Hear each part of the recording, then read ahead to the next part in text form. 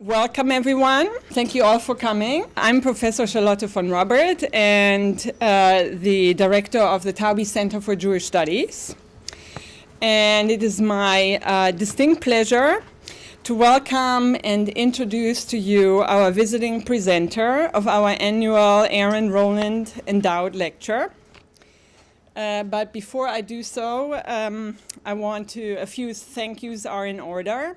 The thank yous are to Linda Huynh and Rachel Tonko and Sahara Malkovich, our worker bees, or I should say the three graces in the office that make these events possible. And last but not least, certainly Miriam Roland, whose family underwrites these lectures in the name of her son. So now a few words to introduce Sara Yael Hirschhorn, and you have to excuse my German pronunciation, Hirschhorn, who comes to us from Northwestern University, where she currently serves as visiting assistant professor in Israel Studies through the Crown Family Center for Jewish and Israel Studies. At this still early stage in her career, Sara has distinguished herself impressively, most lately with the national awards at her recently published book, which we are offering here after the lecture. The awards that her book has garnered under the title City on the Hilltop, American Jews and the Israeli Settler Movement, which came out with Harvard University Press in 2017, on which more in a few minutes. She has been fortunate enough and deserving to have held a number of prestigious research positions in Israel studies, first at Brandeis University and more recently and extensively at Oxford University, to allow her to develop her research projects. As you can imagine, the topic of her book takes not only courage, but also integrity, nuance, and generosity in order to do this project well and to do it justice.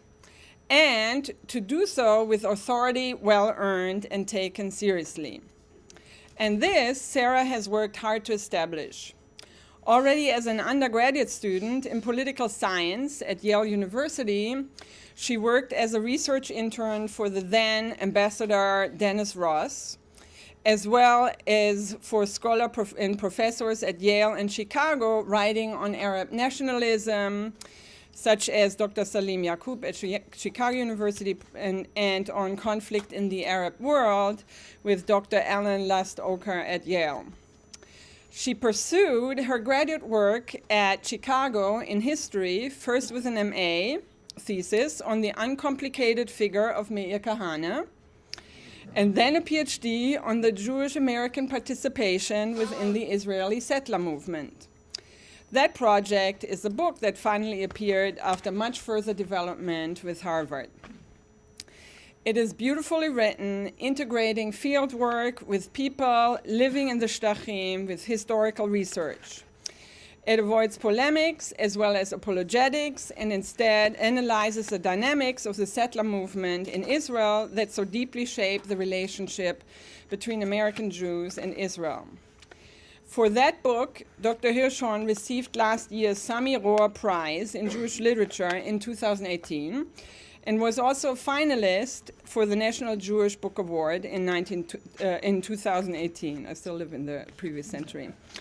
The book has not only been reviewed in academic journals all around the country, which we all expect, as academics, expect for our work, such as the American Historical Review, Contemporary Jewry, and the Israel Journal of Foreign Affairs, but has also been discussed all over the place in the various public media, from The Atlantic to Tikkun Magazine, Jewish Review Books, you name it. You may already guess that Sara does not only write books that end up on library shelves to gather dust there, like us philologians, or for academic journals, like those of us who work with ancient texts, me, Much more boring. Dr. Hirschhorn has also developed quite a public profile by writing for public media such as Haaretz, where she regularly contributes a column. And in July 2018, I just want to give you the title so you can look it up, Israel just turned Israel skeptics into Israel haters. She also writes for the New York Times, the Council on Foreign Relations, Moment Magazine, and the list continues. Her stint at Oxford had her contribute to the BBC History Magazine, the Tony Blair Faith Foundation, and others. She gives interviews on BBC News, NPR. She appears on the BBC News Hour, as well as Al Jazeera once. I'm listing only a few, and I'm in total awe. So please do help me welcome Dr. Sara Yael Hirschhorn to the podium. Thank you. I think we should make Charlotta into my public relations fellow. Thank you for a very, very generous introduction, and my sincere thank you to the entire Tauvi Center for Jewish Studies for the invitation to deliver the Roland Endowed lecture today. It's an honor to be with you here at Stanford for my very first time. My special thanks to Professors Kelvin, Zipperstein, and von Roberts, as well as to Linda and Rachel for all your efforts on my behalf, which made it possible for me to be here with you today. So I want to devote the next 45 minutes or so to speaking about the findings of my recent book, City on a Hilltop, American Jews in the Israeli Settler Movement, which examines the participation of over 60,000 Jewish American immigrants within the Israeli settler movement in the occupied territories over the past 5 decades since the 1967 war. Before I go any further, I just want to make note of 2 words which I just used in my last sentence. The first is Jewish Americans, and I have chosen this kind of hyphenated terminology as opposed to American Jews, because as you'll see in this story unfolds, I want to talk quite a lot about their Jewish identities in the United States as well as their American identities in Israel. So I've chosen the term Jewish American to privilege the idea of their Jewishness over their Americanness in a certain way in the United States. You'll also notice that I just used the word occupied territories, a term which can be seen as controversial. There are other ways to refer to this same piece of real estate. Some people might call it disputed territories. Others might call it Judea and Samaria, Yehuda and Shomron. I use the word occupied territories as a juridical definition to explain the current legality of this particular parcel at the time of the 1967 war about the West Bank, the Gaza Strip, the Sinai Peninsula, and the Golan Heights. There have been various changes that have happened with different bits and pieces that I am going to describe over the course of this story. Of course, the Golan Heights was annexed to the state of Israel in the 1980s. The Sinai Peninsula was returned to Egypt after the Israeli-Egyptian Peace Accord in 1982. There was a disengagement from the Gaza Strip in 2006, and today we were talking mostly about the West Bank. The West Bank today has neither been returned to any Arab states which may have held claims or had been in control of that parcel of territory between 1948 and 1967, nor until now, although we'll see what happens in the next election cycle in Israel, has any part of the West Bank been formally annexed to the state of Israel. So to my mind, occupied territories operates as a juridical definition to explain the status in the land. Clearly, it is used sometimes in a pejorative context in the international media, but this is why I choose to use this terminology. Now, further, for a bit more throat clearing before we get to the subject at hand, I just wanted to say a word about the Israeli settler movement itself and what motivated this project. I was deeply invested in the kinds of images you might see here before you of, the national religious settler in a kind of hippie outfit standing on a windswept hilltop of the West Bank with a automatic rifle in tow, surveying perhaps Palestinian vineyards or the larger hilltops of the West Bank. I think this image is probably fairly common to you. You flip on NBC News at night, you probably see something like this. Now, I want to suggest that the Israeli settler movement, which may have looked something like this back in 1967 or in the first 2 decades of the settler enterprise, has changed quite dramatically and looks today something more like this. We might think about, the Tekoa country club, a settlement I'll talk about a bit later in this lecture, which might have a swimming pool that rivals, the Stanford Gymnasium. The Haredi or ultra-Orthodox settler, which today comprises something like a quarter of the West Bank Jewish-Israeli settler population. The campus of Ariel University, which I suppose can't really quite rival Stanford, but has become a new institution on the landscape of the West Bank.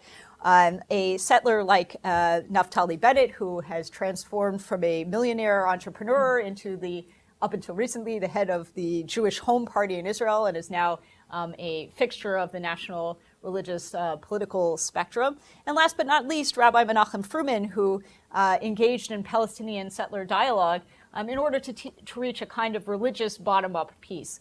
So despite the fact that the scholarly literature and often the general international media presents an image that looked something more like that, I think we could say that today the settler movement has changed. It is a heterogeneous and dynamic movement with multiple constituencies and ideologies.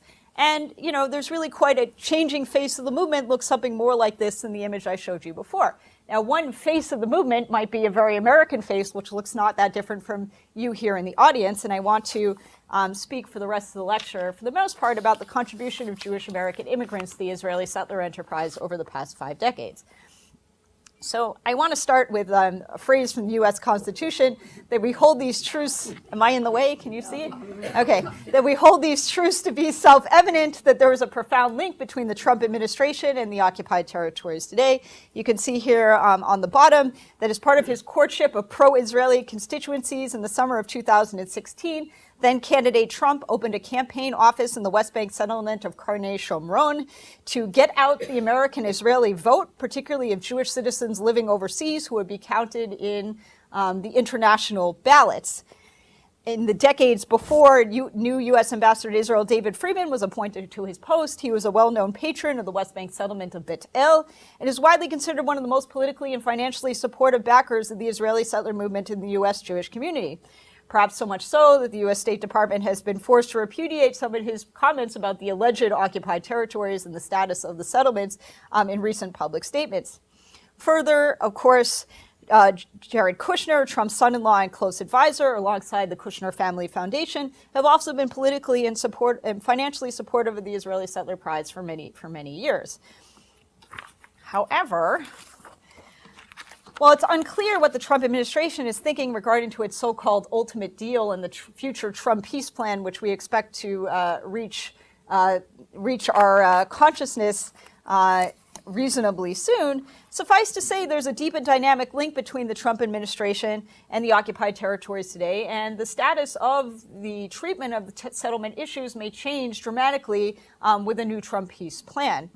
However, the story of American Jews in the Israeli settler movement and the findings of the book go far beyond a small circle of high-ranking government officials over the last few years. In fact, this is the story of over 60,000 American Jews who have settled in the territories captured by the State of Israel during the 1967 war, including the West Bank, the Gaza Strip, and the Sinai Peninsula. Comprising approximately 15% of the Jewish Israeli population in the West Bank today, they have established major settlements, transformed domestic politics and international relations, committed shocking acts of terrorism, and have even become a recognizable figure in popular culture and public relations. You've probably turned into television news or NPR radio, only to hear a media spokesperson with fluent English offering insights on the conflict from a windswept hilltop of the West Bank. They demand attention from scholars and policymakers, academics and journalists, Israel and the United States. But up until recently, very little was known about some truly pressing and perhaps kind of obvious questions. Who are they? What have they been doing in the occupied territories for the past 50 years? And why did they choose to leave comfortable lives, some in places like the Bay Area of California, to settle in the heart of the Israel-Palestine conflict? So let's start with the first question. Who are they?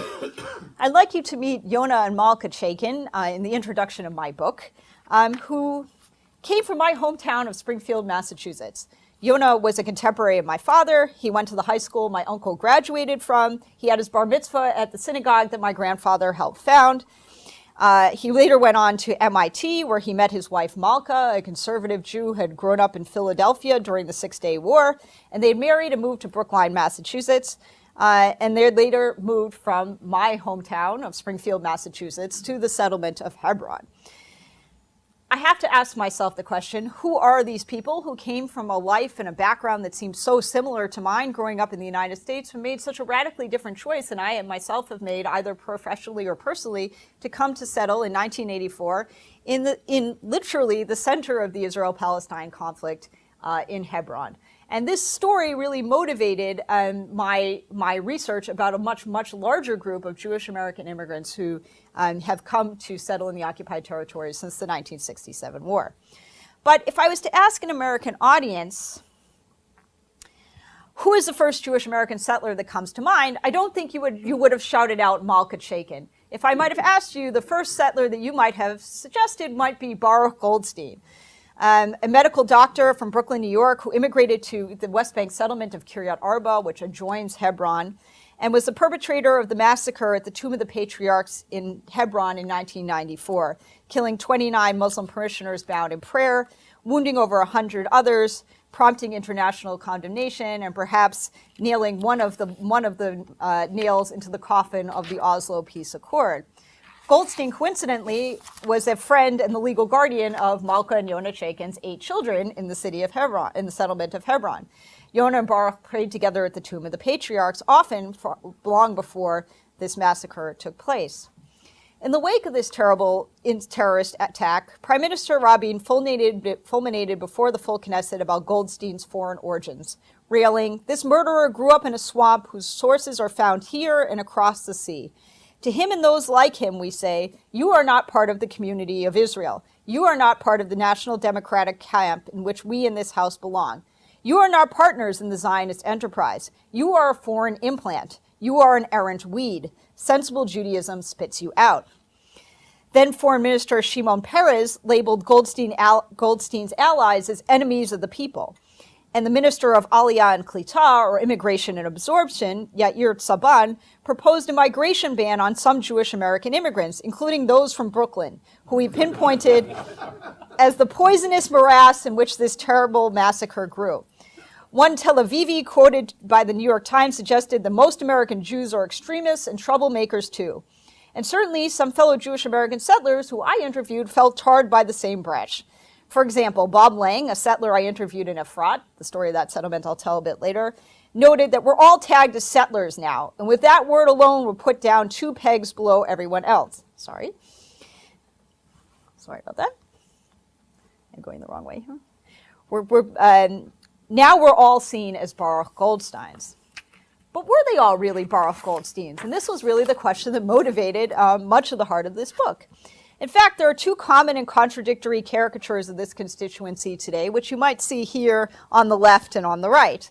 The first is the immigrant suburbanite of occupied Scarsdale, a settler stripped of ideological significance who is living out some kind of new age, yuppie American dream over the Green Line, a back-to-the-land pioneer on the West Bank frontier.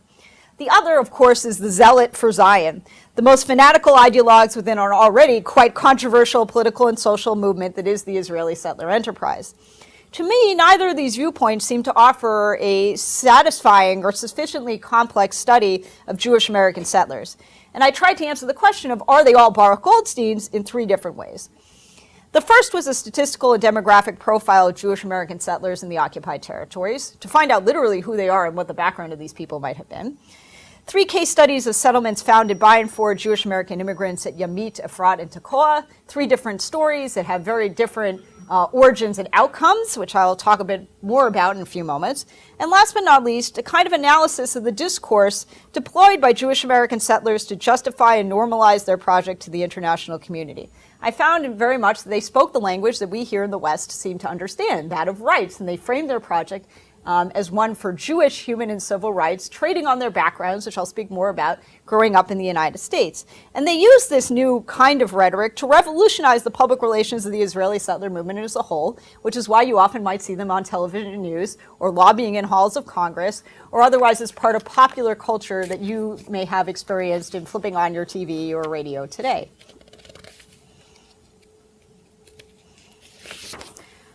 So let's begin with a little bit of their demographic profile. I estimate today that Jewish American settlers comprise approximately 15% of the West Bank Jewish Israeli settler population, or upwards of 60,000 individuals, most who arrived as immigrants in Israel between 1967 and 1977, which was the heyday of American Aliyah, or American immigration to Israel more generally, and certainly the first generation of those who moved to the occupied territories. It's important to note that the cohort of Jewish American immigrants that later moved over the Green Line were very much part and parcel of their 1960s American Jewish generation, including the experience of the 1967 war in the United States, which produced a complete and total political, emotional, economic, religious, and institutional reorientation of American Jewish life, much of which we experience today, and later inspired many of this same cohort that experienced the 1967 war to immigrate to Israel. They were the 1967 generation, a group of young, single, highly educated, and upwardly mobile American Jewish Zionist activists. In contrast to a view of a member Knesset who declared around the time of the Goldstein massacre that the United States sends its dreck, or what is Yiddish, might be translated from the Yiddish as trash, to Israel, future Jewish American settlers were the elite of their American Jewish generation, and in many ways surpassed the characteristics of Israeli society at the time as well.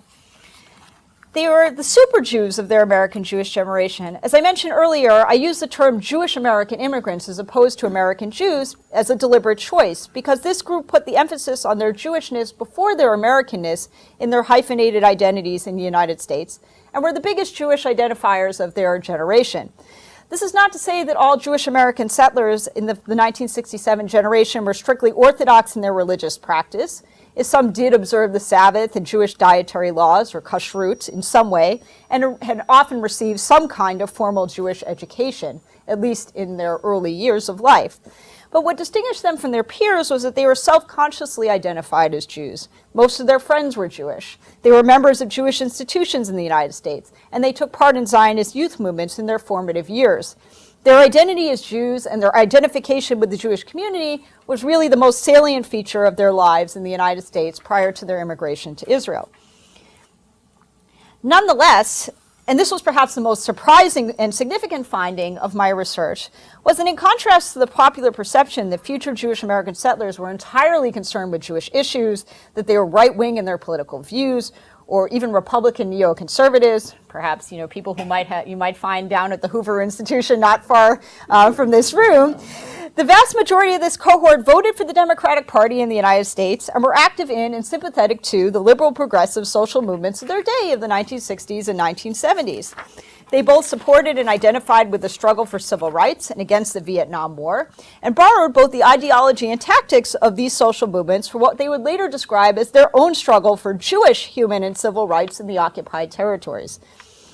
As this profile revealed, future Jewish American settlers weren't solely messianic zealots, right-wing extremists, or violent delinquents, but in fact the elite of their American Jewish generation and idealists engaged in liberal causes in the United States, who do not seek to abandon their progressive heritage when they moved over the Green Line. In fact, they actively grappled with a new challenge: how to be a progressive American in a Middle Eastern milieu. And to them, they saw a historical opportunity to create new communities they hoped would serve as a kind of city on a hilltop, if I'm allowed to borrow that language, to both America and the American Jewish diaspora. As scholar Kevin Averill described his work, I'm going to move a little bit out of the way so those of you on this side can see the screen a bit better. As scholar Kevin Averill described in his own work, I argue that the story of these 60,000 American Jews is half about Jewishness in contemporary America and half about Americanness in contemporary Israel. Yet, as the Yale historian Matthew Fried Jacobson wrote about Jewish Americans after the 1967 war, why was the answer to the question, given who I am, where do I belong, over the Green Line? I have to say that this demographic profile alone did not fully explain why a cohort of Americans who are leading very comfortable lives in the United States would choose to immigrate to the center of the Israel-Palestine conflict. You might have noticed that I just used the words choose and immigrate in the same sentence, which is not something that the scholarly literature on immigration is primarily concerned with. Classic studies of migration generally only see push factors, the kinds of reasons that people would choose to leave a country of origin, as those of the kind of dire straits like poverty, war, and starvation that would prompt imminent, unavoidable, and often irreversible relocation. let's just say Jewish American immigration to Israel doesn't usually fall within this taxonomy. In contrast, most scholars see Jewish American immigration to Israel as a kind of pull factor, one in which Zionism and religion motivate individual choice. Since most American Jews are not really forced out of dire conditions to come to Israel, but rather are drawn there due to certain kinds of ideological and religious convictions. However, I suggest that the story here is a little bit more complicated. First, that aliyah, or what we call immigration, aliyah literally means ascent in Hebrew, carries a kind of ideological baggage that presupposes positivism in the act of immigration. I argue that aliyah can and should be seen through the comparative prism of ethnic regard migration. And like many diaspora populations, American Jews are incentivized through both tangible and psychic benefits to return from a host country to a country of origin. Drawing on the work of other pioneering scholars in this field, you can see one, Takayuki Suda, who wrote a very important book called Diasporic Homecoming. I suggest that Jewish American immigration to Israel might not actually be so different than, Brazilian Japanese returning to Japan, or Chinese Koreans returning to South Korea, or many other kinds of hyphenated Americans returning to their own ethnic homelands. The framework of ethnic return migration also gives us a little bit more nuance in conceptualizing push and pull factors of immigration. I think in the case of Jewish American immigrants, we might want to take their kind of first world problems a bit more seriously. Push factors are not of the kind of catastrophic type that we classically think of in terms of the scholarly literature, but there was a sense amongst the cohort of Jewish American immigrants that later moved over the Green Line that their greatest aspirations and their understandings of Jewish self-realization could not be fully realized in the United States after the 1967 war. So the push and pull, in fact, were linked. Some of the reasons that these trends seem to both push and pull Jewish American immigrants to Israel were what I call the 1967 moment in the United States, a period of time that some of you in this audience may remember vividly yourselves, in which helped link the push and pull factors for these ethnic return migrants. The first, of course, was the elevation of Holocaust discourse in American life. I am sure that you have heard other speakers here at the Tovey Center who have explained that the myth of silence around the Holocaust in the post-war period is exactly that. That is something of a myth. But we can certainly say that the 1967 war was often seen as a kind of potential second Holocaust of the Jews in the by American Jewry, and there was very clear comparisons between these two incidents. So this in and of itself prompted many future Jewish American settlers to consider where their future may lie. You can see this quote from Dr. Jay Shapiro, who had at the time been a high-ranking scientist at General Electric Company in Philadelphia. He had a doctorate from the University of Pennsylvania. And he said to himself, let me put it this way. If 30 years from now my children said to me, where were you when the state of Israel is in danger, or I think even to go further, had been destroyed, what would you have done? He, of course, explains that he was on a very upwardly mobile path, but somehow that wouldn't cut it. In the final analysis, you have to answer yourself, God forbid the state of Israel was destroyed. 30 years later, I look in the mirror and say, why wasn't I involved somehow? Jay Shapiro immigrated to Israel in 1969. He then later made his way to the West Bank settlement of Karnei Shomron, where he continues to live today as a political activist and translator. A second concurrent trend that comprised what I call the 1967 moment was the rise of ethnic identification in the 1960s and 1970s in the United States. Of course, this was something that didn't only affect Jews. This was a time where Italian Americans and Irish Americans and Polish Americans and many other kinds of hyphenated Americans, particularly white ethnics, were rediscovering their ethnic identity. But it brought out certain influences upon the cohort of American Jews that later moved over the Green Line to think more about what their Jewishness meant to them. This, I thought, was a particularly poignant quote by Eli Birnbaum, one of the American-Israeli founders of the settlement of Tekoa, which I'll talk about in a few moments, who said, I started thinking, wait a minute, you're willing to demonstrate for the Eskimos, you're willing to demonstrate for civil rights, is there a reason you won't demonstrate for anything Jewish? Now, some of this drove the kind of more particularist activism of the 1970s, the student struggle for Soviet Jewry, even the Jewish Defense League. But some of these activists decided that their future was not there in Brooklyn or in the United States working on these causes, but really was going to be in Israel and later in the occupied territories. I think the most significant change, however, was for those progressive activists who had been involved in the kind of circles that we might think about today, and in fact, that's some of the questions that are motivating my next book project. The change in the New Left was really a question for this group who was wondering whether they could really fulfill their activist ambitions within the progressive circles which they had frequented prior to the 1967 war. Now, the change in the New Left was not immediate. It was much more clear in circles surrounding Black power, but they began to reinterpret what their identities might mean in a progressive space and what their future struggle for civil rights might mean and where that might take place. However, that doesn't mean that they weren't influenced by some of the ideology and tactics of this movement, which they wanted to borrow for their new lives over the Green Line. So Sharon Blass, who was the first American settler at Efrat, a Gush Emunim settlement, said, "How can you not go? How can you stand by? You're alive, you know what's happening, how can you not get involved? If you love the place where you are and you think there's a right way and you're willing to do it, how are you going to make change if you're not willing to do something?" I think this ideology of change making was very much something that affected the cohort of Jewish American immigrants who moved over the Green Line. However, some of these changes in the United States don't necessarily explain why a Jewish American immigrant who's driven to create change in Israel would need to move to the occupied territories. Why couldn't they live happy lives as activists in Jerusalem or Tel Aviv or a very American bubble like Ra'anana?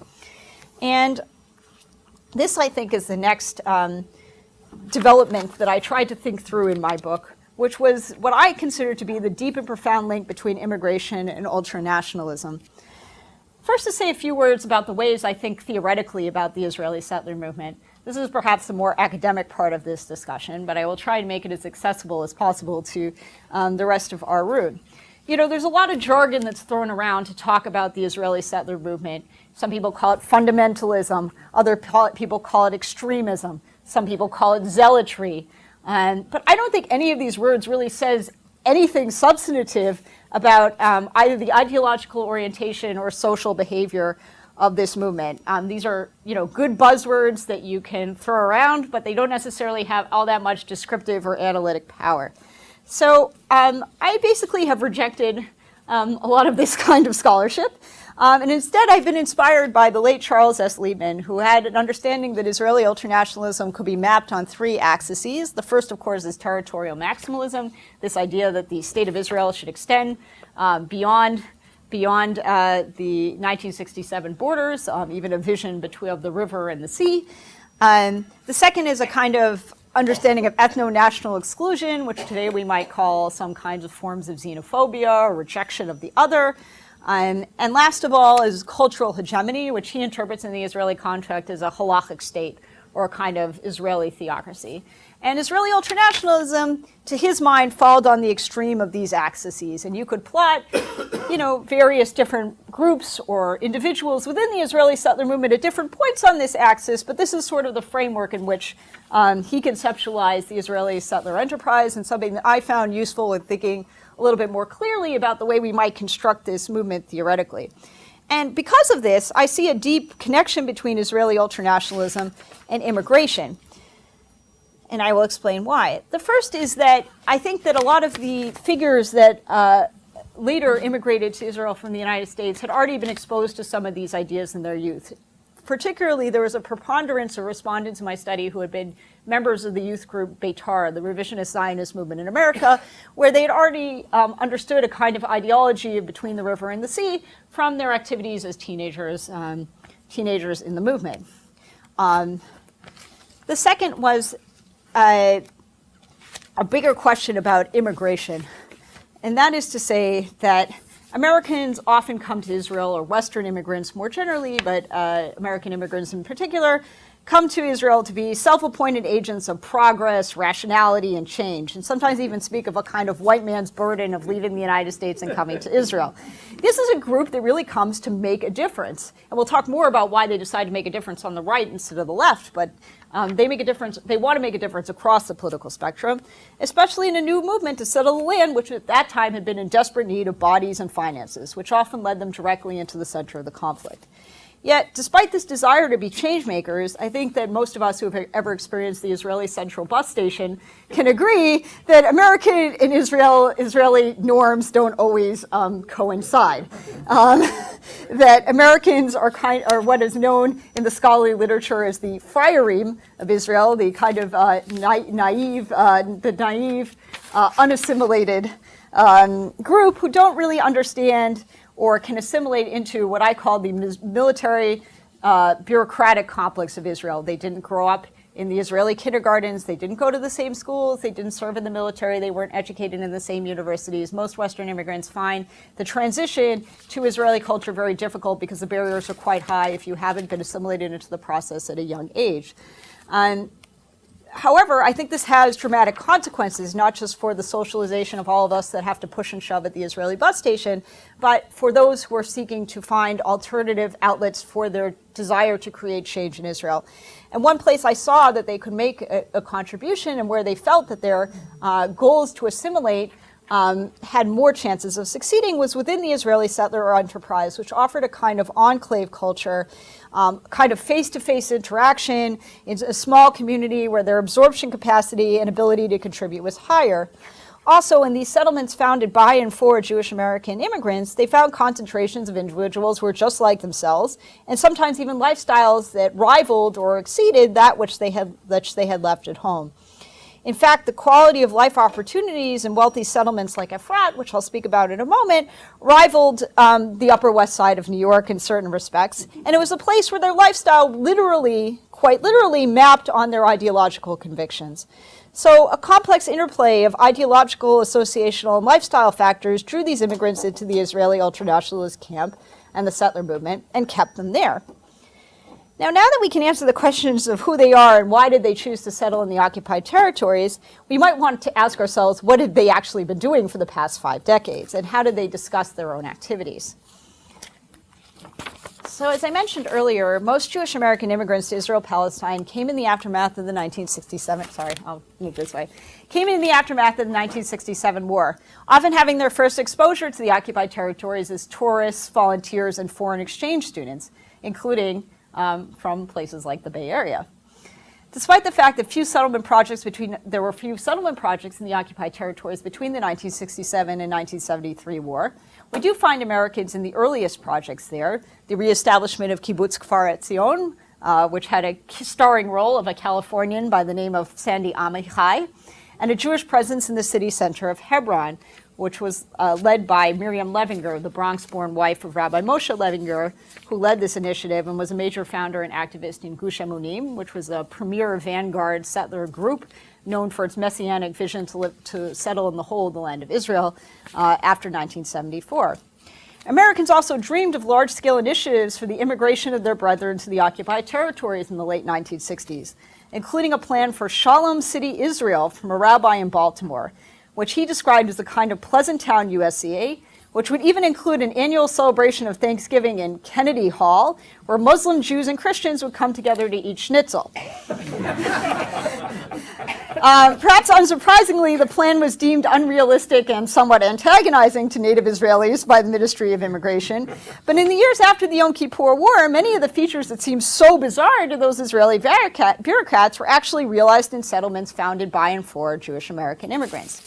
Which brings us to the heart of my book, which was 3 case study chapters of settlements founded by and for Jewish Americans in the occupied territories. Based on archival materials, periodical press, and in-depth interviews, these case studies revealed the dynamic relationship, and in fact a quadrilateral relationship between American Jews, the Israeli government, the native Israeli settler movement, and the Palestinians. Each of these cases had unlikely alliances and unavoidable tensions between these competing groups. Further, in analyzing the discourses surrounding this project, we also see how Jewish American immigrants applied a liberal, rights-based rhetoric to what, for all intents and purposes, was emerging as a liberal project. Finally, these cases provide interesting insights into the complex motivations of Jewish Israeli settlers of the past and various models for peacemaking in the future. Now, Yamit is a story that is well acquainted to Israeli audiences, but not so much to American audiences. Before the native Israelis arrived there, this settlement in the Sinai was actually founded by a garin, or a seed colony, of Jewish American immigrants from Cincinnati, Ohio, alongside Russian Israelis. The hundreds of Americans that came to settle in the Sinai saw Yamit as a pioneering adventure on the Sinai frontier, a utopian project to build a new city from the sand dunes, a paradise by the sea, and a chance to play a role as a bridge between Israelis and Palestinians living in and around Yamit. Despite their useful idealism, these Americans didn't understand the goals of the State of Israel in the aftermath of the devastating Yom Kippur War. They didn't speak the language of the government, either literally or metaphorically. They hadn't served in the military, which was the purpose of Yamit, to be a civilian settlement for military families working on a nearby base and possible nuclear weapons depot. And they didn't have any skills that were useful to the economic development of the region. Amongst the first wave of immigrants to Garin Yamit was a cantor, a nutritionist, a journalist for National Public Radio in Philadelphia, an accountant, a divorce secretary with 3 young children, and some pensioners, most of who dreamed of being entrepreneurs in Yamit, even dreaming the Zionist dream of opening a bagel shop in the center of town. Yet, despite many challenges, Garin Yamit did settle in the city, even building some of its original homes with their bare hands for its short life between 1975 and 1982. Yet their paradise by the sea was short-lived. As the Israeli-Egyptian peace process unfolded in 1978, it quickly became clear that there would be a full civilian and military withdrawal from the Sinai Peninsula, including of the entire civilian population at Yamit. You can read a bit more about some of the responses of Jewish American immigrants to the Camp David Accords in my book, but you may remember from television news about the suicide cell led by American-Israeli Kahana follower Yehuda Richter, and later the intervention of the American-Israeli ultranationalist Rabbi Meir Kahana in Yamit's last days. However, they didn't really represent the majority of Jewish Americans there, who chose to leave the city peacefully in the weeks and months before the evacuation and opposed the Kahanist group, as well as the native Israeli settler group, the Movement to Halt the Retreat in the Sinai. In the end, Garin Yamit chose to leave the city peacefully, a potential model for future disengagements from the occupied territories. Now, if Yamit was in a way a casualty of peace, Efrat, the largest and most well-known settlement founded by and for Jewish American immigrants in the West Bank, always self-consciously viewed itself within the national consensus, and part of an historical context tracing the origins of Zionist settlement in the Gush Etzion, or Tree of Zion region of the West Bank, from prior to the 1948 war. In fact, Efrat was a partnership between 2 men with very different backgrounds. Moshe Moskowitz, who you can see on the bottom right, who himself had been a child of one of the pre-1948 settlements in this particular piece of real estate of the West Bank prior to the 1948 war, who was a government insider working closely in the project of settlement after the Six-Day War. His partner was Stevie Wonder, or Rabbi Stephen or Shlomo Riskin. As he was known at the time for his spiritual leadership at Lincoln Square Synagogue in Manhattan, and for his larger development of the modern Orthodox movement in the United States in the 1970s. The 2 joined forces. Moskowitz would be the partner with the Israeli government, one that had been sorely lacking in a settlement like Yamit, and Riskin would bring the bodies and the cash from the United States and South Africa. I won't tell you the South African story today, but it's a very interesting one in its own right. After a long saga, Garin Reshit Gula, or the seed colony for the beginnings of the redemption, brought 60 original families from New York and New Jersey to come to settle on Efrat in 1982, followed by hundreds of others, a place many would later come to call occupied Scarsdale. Or as one woman I interviewed explained to me, a place where she could have both messianic redemption and the possibility of her husband having a quick commute to the rebuilt Third Holy Temple and a bagel and lox on Sunday mornings. Since then, their story has been one of radicalization following the First Intifada, the First Palestinian Uprising in the late 1980s, and the Oslo peace process. How a yuppie, bourgeois, national religious settlement and its famous rabbi, who had once crusaded for civil rights in the United States, had turned against their liberal origins and opposed the peace movement. We might recall that Yigal Amir cut his teeth as an ultranational activist in protests in Efrat in the summer of 1994, prior to carrying out the assassination of Prime Minister Yitzhak Rabin a year later. As I discuss in the book, perhaps this moderate settlement with some of its liberal progressive pretenses is not quite so moderate after all. In contrast, it was apparent from the start that Tekoa would not be a moderate settlement. It was established without authorization by the Israeli government, by its Jewish American and Russian founders, in the midst of the Camp David Accords in 1979, as a way to stake a claim, both literally and metaphorically, to Jewish rights to live in the whole of the land of Israel. One of its leaders, Bobby Brown from Washington Heights, Manhattan, once described the isolated geographical location of Tekoa near Mount Herodian, you can see the Mount Herodian there in the background, as turn left at the end of the world. But this might also encapsulate the politics of the group's founders in the United States prior to their immigration to Israel. Yet these hippies from Washington Heights actually had the most violent experience with their Palestinian neighbors of all the case studies in this book, with terrorist attacks coming from both sides. Perhaps even more surprisingly, Tekoa also emerged as a model for coexistence in Palestinian settler dialogue under the leadership of Rabbi Menachem Fruman, who was controversially embraced by some Israeli Americans in Tekoa, who have continued his project since his death in 2013. While Tekoa today seems less like a victim of peace than of growing pains of a settlement that has expanded too quickly, its Jewish American constituency and as well as the settlement itself would likely be evacuated in any future final status negotiation. Now, speaking of peace accords, I lastly want to touch on the activities of Jewish American immigrants within the Israeli settler movement since Oslo, which I see primarily going in two directions, as liberal values increasingly clashed with settler realities from the years of the Intifada onward. The first, with much sadness, is settler terrorism. Baruch Goldstein was only one of several American Israeli settlers I profiled in this book since the 1980s, including most lately the alleged participation of a young Jewish American Israeli teenager in the arson in the Palestinian village of Duma. And sadly, American Israeli settler terrorists are overrepresented within these ranks.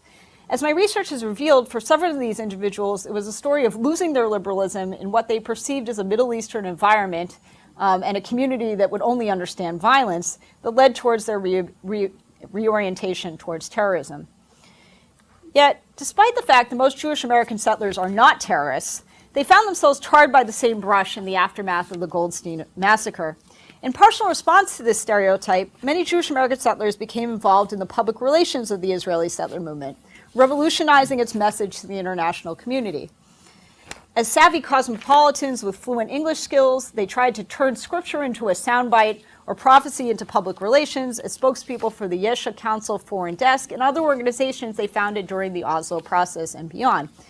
Most importantly, they tried to transform the terms of the debate around the Israeli settler enterprise, introducing a progressive rights-based discourse into the public relations of the movement and selling the project to the international community as one of Jewish human and civil rights, a liberal movement explained on television and the radio as we in the West might understand. By transforming their project from Goldstein to Gandhi or Kahanism to Martin Luther King, they succeeded in rebranding Israeli ultranationalism for the 21st century, which I believe, despite their profound influences, both settler leaders and cadres within the movement, will actually turn out to be their most important political legacy in the future. Now, finally, speaking of their political legacy, I want to suggest, and I'm sorry, I missed a slide here, which I'll give you a moment to read. Some of these understandings of sort of moving from Goldstein to Gandhi might first be encountered here with Yechiel Leiter saying, when Reverend Martin Luther King was asked why he encouraged youth to participate in freedom marches and sit-ins in the civil rights movement, he made no apologies. It's their future we're fighting for. The black struggle for civil rights and human decency was not a partisan battle of a special interest group. It was an all-encompassing struggle for justice and morality, which in its scope spanned race, color, and age. Similarly, our struggle to realize in the full and historic bond of the Jewish people with the land of Israel. And so on and so on. You can read many other kinds of examples of this kind of language that has now been mobilized in the international media to sort of sell their project in terms that evoke civil rights and also I think have been translated into the kinds of discourses that we in the West are familiar with and perhaps comfortable with. Maybe I'll leave this up for a second. So speaking of their political legacy, I wanted to suggest 4 new avenues for future research that I hope my book raises. The first is, while I've tried to establish that Jewish American immigrants are an important constituency within the Israeli settler enterprise. As I open this talk, they are only one part of the changing face of this very heterogeneous and dynamic movement since the 1967 war.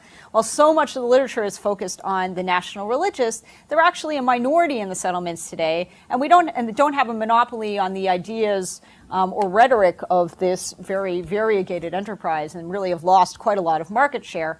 So we need a lot more work focusing on the multiple ideologies and discourses within this constituency today, 50 years on. While we've talked quite a lot about political activism on the right, I think there's also quite a lot of work to be done about political activism on the center and the left in Israel. Today we see a variety of different American Israeli political candidates that might be running in the 2019 elections, but certainly Americans have made broad contributions across the political spectrum over the last 50 years, and I think that they too deserve a strong and earnest study of their activity, which I think often comes from the same origins, the desire to be change makers in Israel, but has gone in different political directions. Now, we've spoken quite a lot about this group as Jewish Americans, but I also want to say that these are also Americans. And we shouldn't necessarily see this case as a unique study in non-state actors in international relations. In fact, we could see this group as another kind of, American soft power since the 1967 war. And part of a larger dynamic possibly of, practicing human rights at home and imperialism abroad. So in that sense, while I do put the emphasis on their Jewishness, in many ways they follow typical patterns of American foreign relations or U.S. foreign relations in the post-Vietnam period.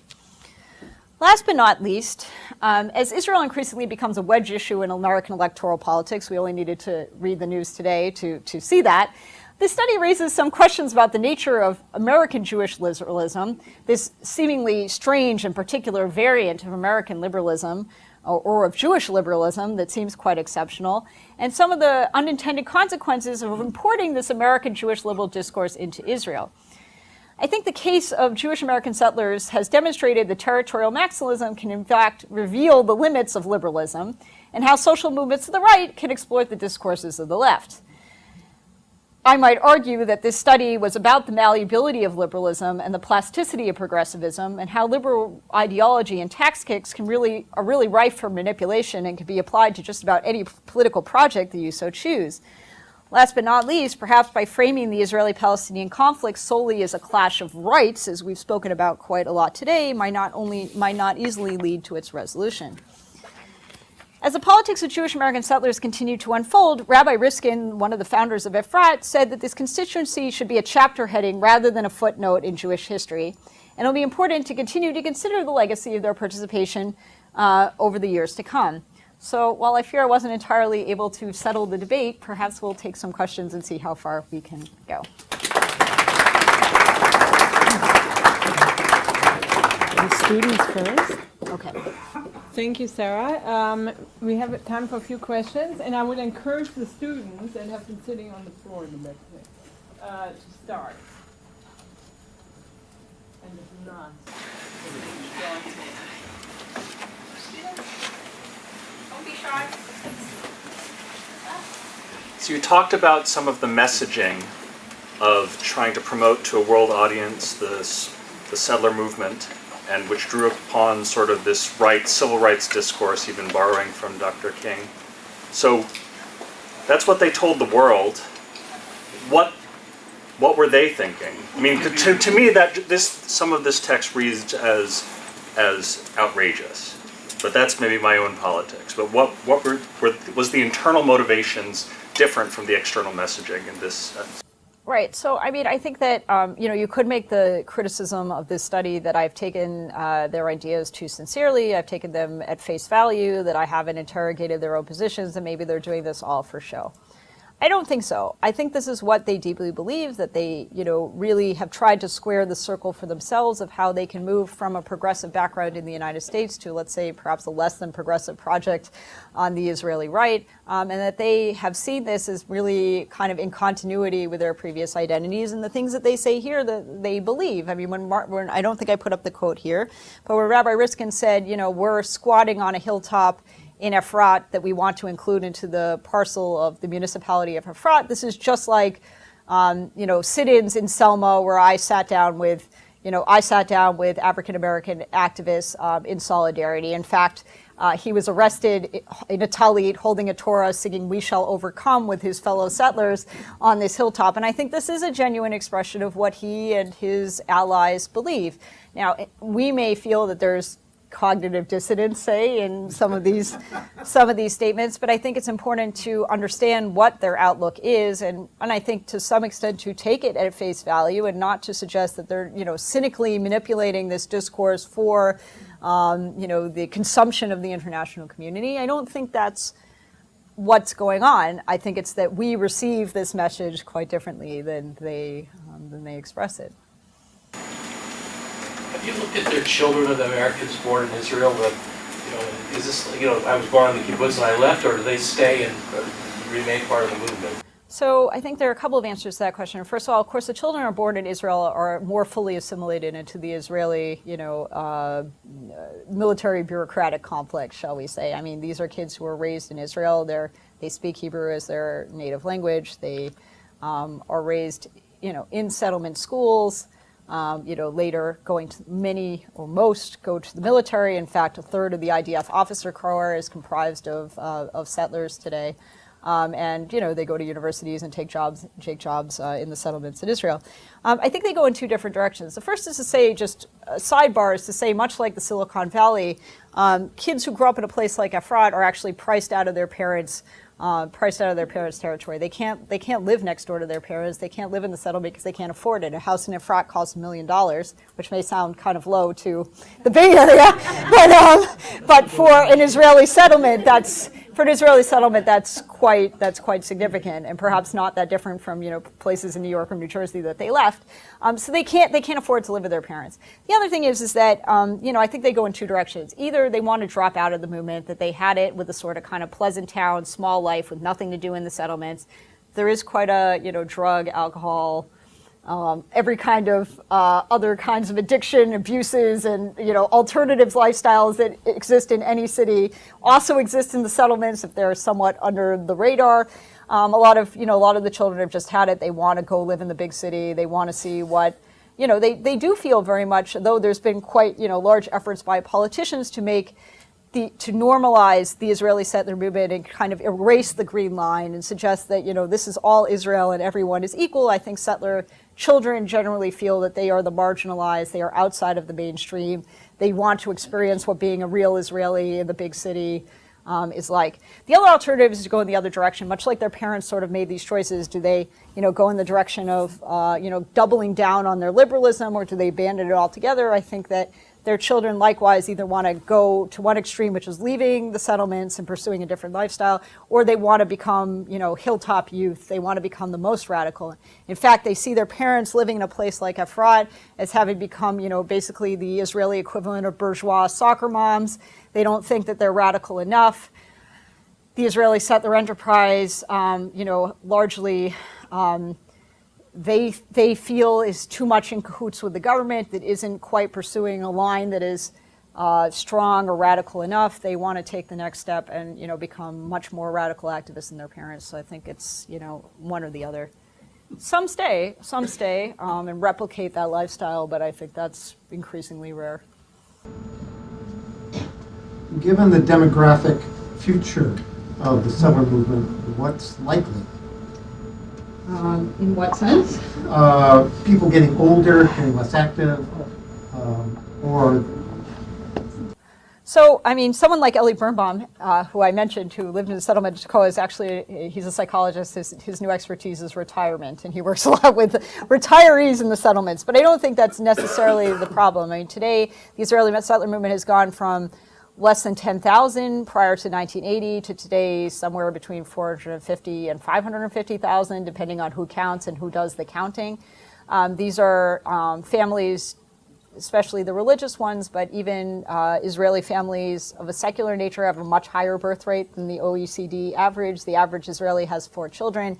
The average religious Israeli may have 5, 6, 7, 8 children. A lot of families are moving to the settlements so that they can provide better lifestyle for very large families. I think the demographic future of the Israeli settler movement is bright. And frankly, the political future of the Israeli settler movement seems rather bright. If you're looking at the campaign ads from the 2019 elections, you don't see many candidates who are standing up and saying the time for the disengagement from the West Bank is now, or we are interested in,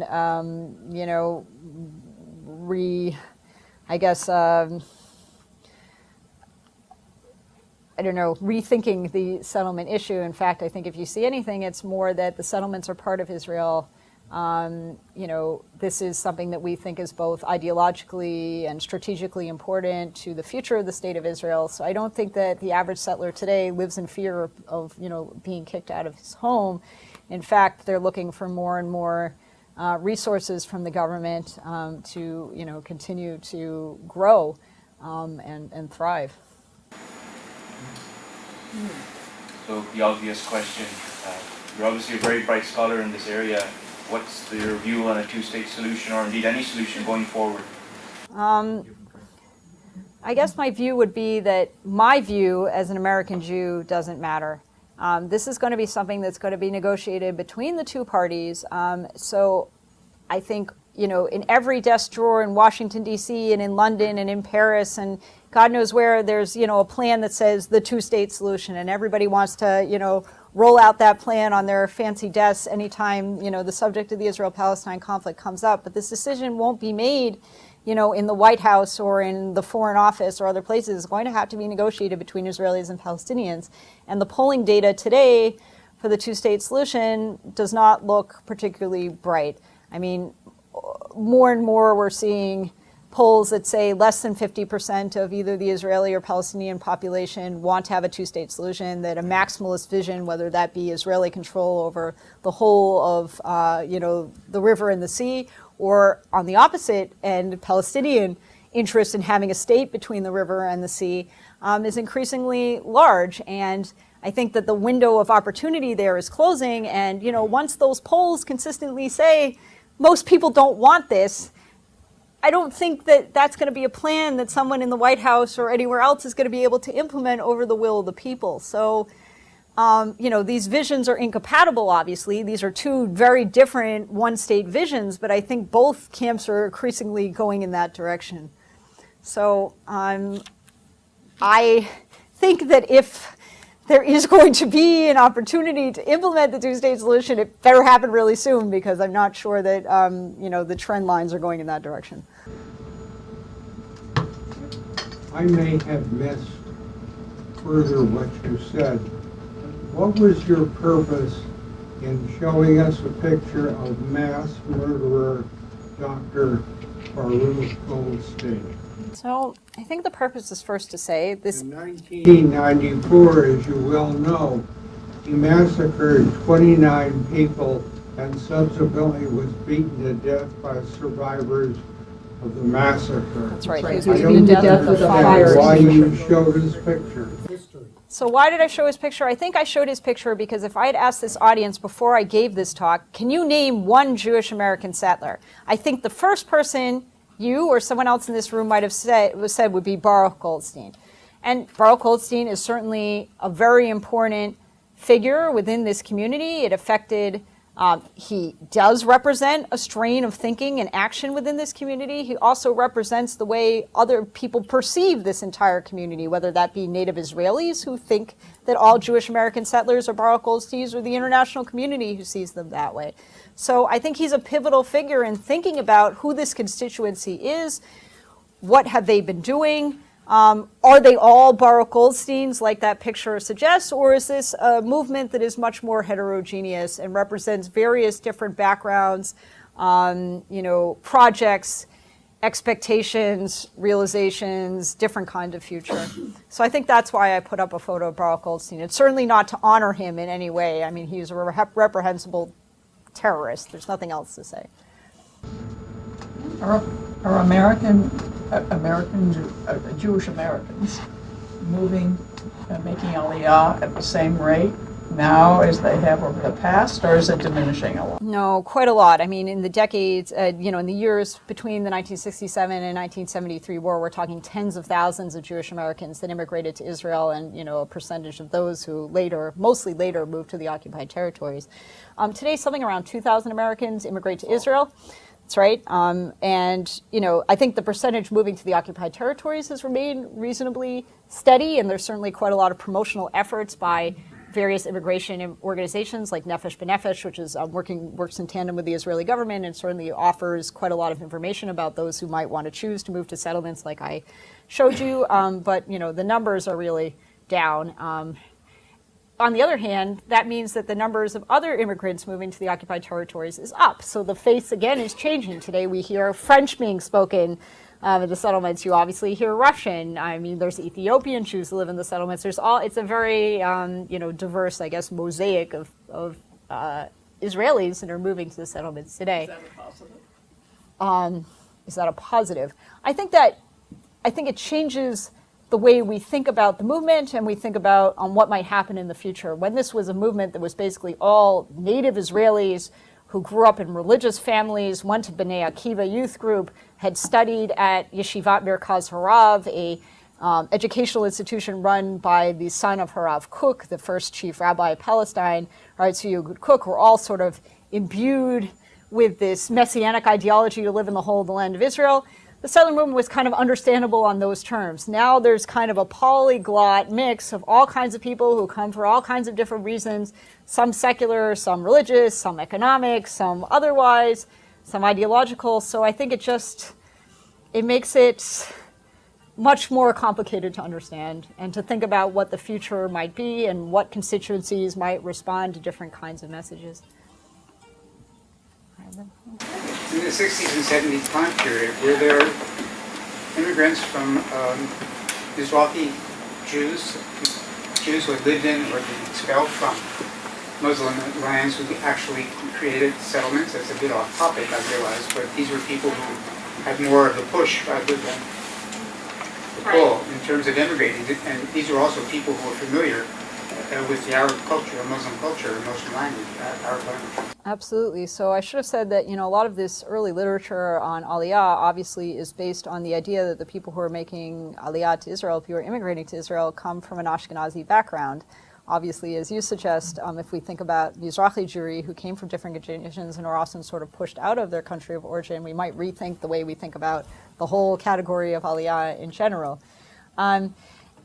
Mizrahi immigrants, of course, who are not one homogeneous group either. These are immigrants who came from various countries, from North Africa to Yemen, very different educational, ideological, economic backgrounds, but were sort of lumped together as Edot HaMizrach, the people of the East, were mostly sent to development towns in Israel in the Israeli South, places like Dimona, which later became sort of the nuclear or supposed nuclear weapon institution. But mostly they were sent to development towns. And, as recent documentaries have proven, they had very little say on where they were going to live. And those who tried to leave the development towns to come back to Israeli cities suffered some consequences in doing so. But at the time, they weren't necessarily moving to the settlements. Later,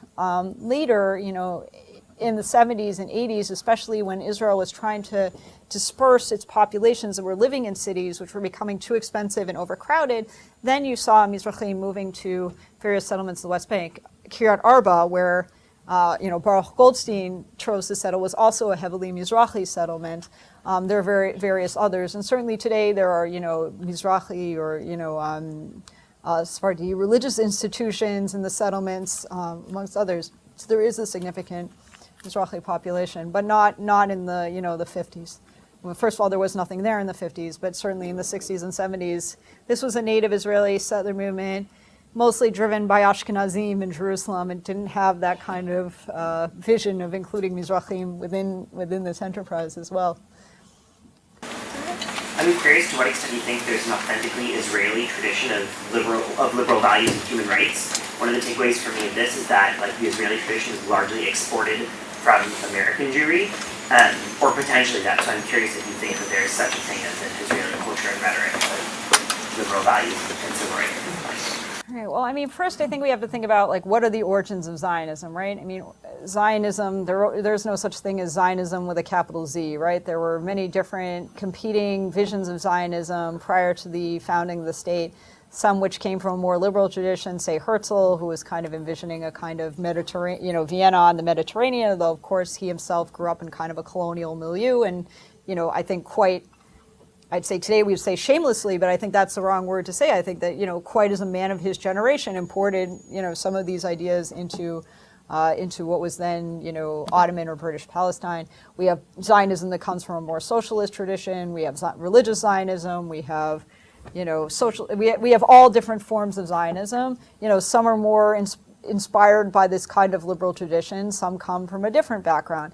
I think it is true that, Israelis have modeled a lot of their social movements on the United States. You can look at the Israeli Black Panthers in the 1970s, which was clearly like an explicit link from, the global Black Panther movement. But I don't think that doesn't mean that there's like kind of an indigenous, and I use that word very, very carefully in this context, or a local tradition. A local tradition might be a more useful word, a local tradition of liberalism. And, there's certain aspects of Israeli society in the Yishuv that, certainly would have rival or exceeded American liberalism at the time. Think about the participation of women within, the Israeli Knesset or otherwise in the early years. Socialist Zionism also had a strong emphasis on egalitarianism. So I think it depends on what you're talking about.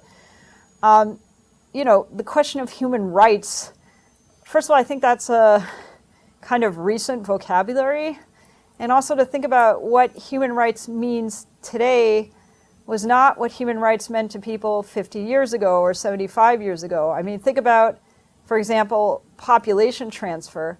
Population transfer in the League of Nations or the early years of the United Nations was a liberal idea, right? The idea was to create homogenous nation states where everything would be kumbaya and prevent future world wars. Now we think about that idea differently. So I think the valence of human rights, so to speak, kind of changes as you move along. So it's sort of hard for me to say, human rights then, does that mean that there was is there a tradition of human rights or not? I think human rights meant different things to different people. Certainly, I mean, there has been a recent survey that's attracted a lot of attention that shows sort of the gulf between Israeli values and American Jewish values. And the concept of tikkun olam, changing the world, which I think we associate as kind of a Jewish social justice movement, shows that Israelis don't think about that as part of their Judaism. Well, that's fairly intrinsic to American Jewish life, that this concept motivates, or prophetic Judaism to some extent motivates a great part of, the American Jewish tradition. Israeli Jews don't see their Judaism that way. I don't think that means that Israeli Jews are not involved in social justice or human rights. It just doesn't necessarily, it's not necessarily seen as part of their vision of Zionism or Judaism. They see it as maybe something that runs parallel. Maybe one last question. Eden? Thanks. I was wondering if you could compare these American Jews that made Aliyah and their relationship to the United States after they arrived in Israel to sort of other waves of earlier Aliyah or other immigrants from sort of other areas of the world. Right. So, I mean, first of all, American immigration to Israel is like a tiny, tiny percentage of, the bulk of immigrants who came either in the pre-state period or after. I mean, the entire migration of American Jews prior to 1948, is in and of itself 1 year of American immigration to Israel post 1967. So just putting that in perspective, you're talking very few people in pre-state era, post-state era. I think American Jews who came during the period of the Yishuv, the pre-state period in Palestine, were much more involved in institution building within the framework of the state. These were people who wanted to think about what the future, government, should there be one, was going to be involved. Also gave their money to religious projects. In the 50s, they were giving a lot of money to, the development of the new campus of the Hebrew University, other kinds of, educational or religious institutions like that. These guys, I think, were somewhat different because the post-67 era, the state was already sort of there and the main frameworks of the state were there. So then they wanted to get involved, I think, in what they saw as being sort of